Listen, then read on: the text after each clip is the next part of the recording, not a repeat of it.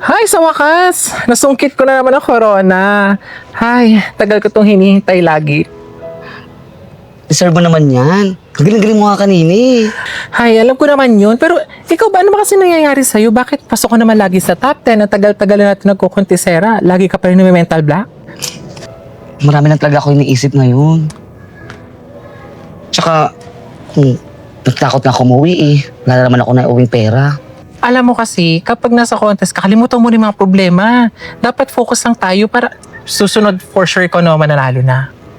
Sis, paano yan? Diretso ko muna kayo ng mama tong gamit ha. Tsaka yung mga Oo nga. hapos mo. Hindi na ako tutuloy sa inyo ha. Sige, thank you. Next sa laban na, sama ka ulit ha. Oo. Bye. Di bale, Jody, huwag ka mag-alala. Next time, masusungkit mo din yan. Sana nga. Hoy, Kel! Inumaga na naman kayo ah. Hoy, Kel! Nasungkit ko na yung corona! Mabuti yan. Eh ikaw, anong nauwi mo? Hindi swerte ngayon eh. Pumasok ka na sa bahay. Kel, una na kami. Jody, tuloy na kami. Tara, alis na tayo. Jody, ano na kami? Ingat kayo. Sige, salamat ha. Bye. Kel. Kel! Aray, nasasaktan ako. Pumasok ka na sa bahay.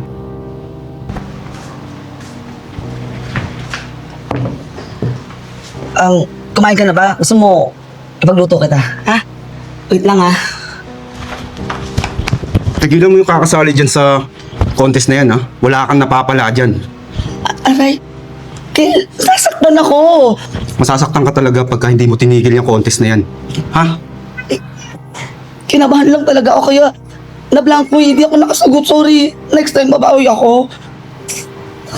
Sakit. Kinabahan? Kinabahan? O sadyang bobo ka lang? Ha? Nasaktan ako, Kel. Ana. Ana. Dinihayin sa mo ako ng pera ah.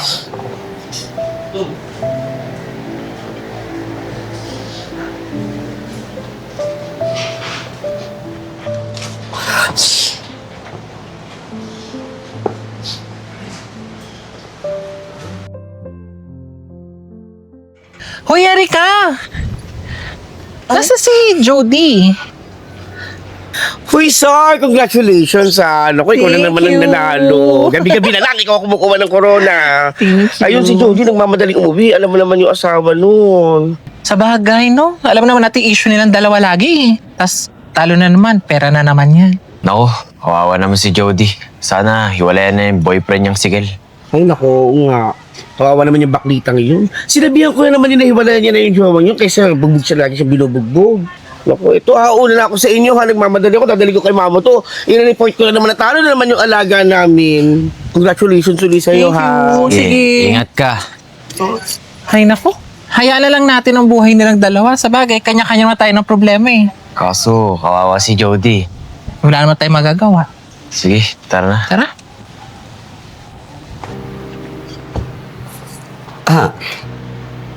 Babe, may award ako. Tapos, ito yung pera. Ano yan? Ano to? Ano yan?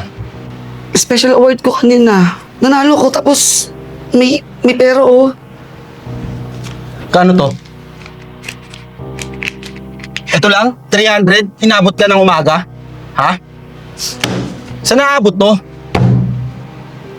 Eh, yan lang yung cash prize nila dito sa award eh. Hindi na naman kasi ako nanalo eh.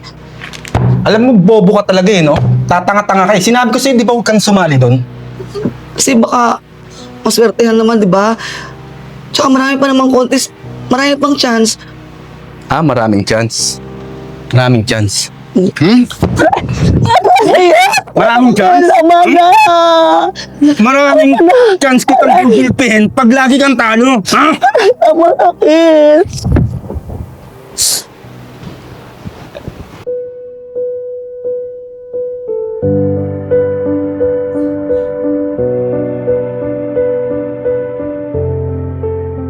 Ang sarap dyan. Yeah. Mamo! Oh!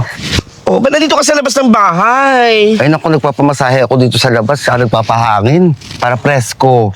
Ito na yung mga gamit na ginamit namin ni Jody kagabi.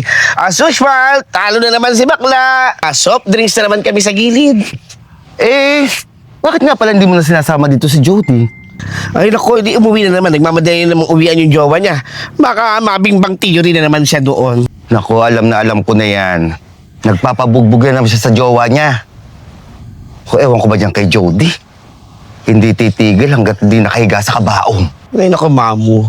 Minsan iniisip ko, nakakababae din yung binubugbog ng jowa, di ba? Yung silos sa silos, nung tayo kang ginugulpi, nakakababae kaya yun. Luka-luka. Banga ka. Di mo ba alam? Ang pananakit sa mga bading, kaso na yan? Di tama yun. Talagang tanga lang talaga yan si Jody.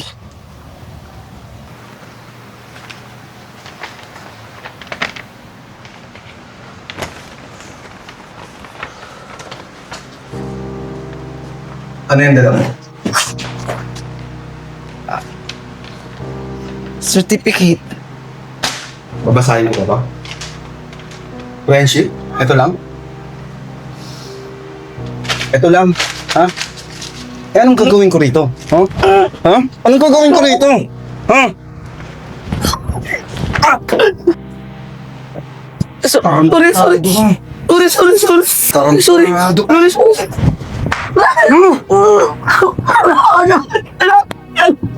Ano mo na mo na?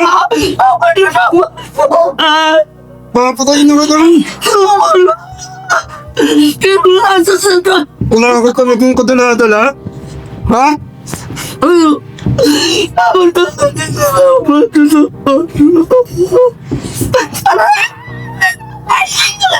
Hindi ka na dinadala, ano?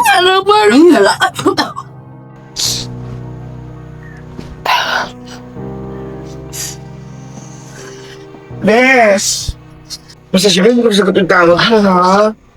Ano kasi, baka may pera ka naman dyan kahit 1,000 lang. Ano na yun?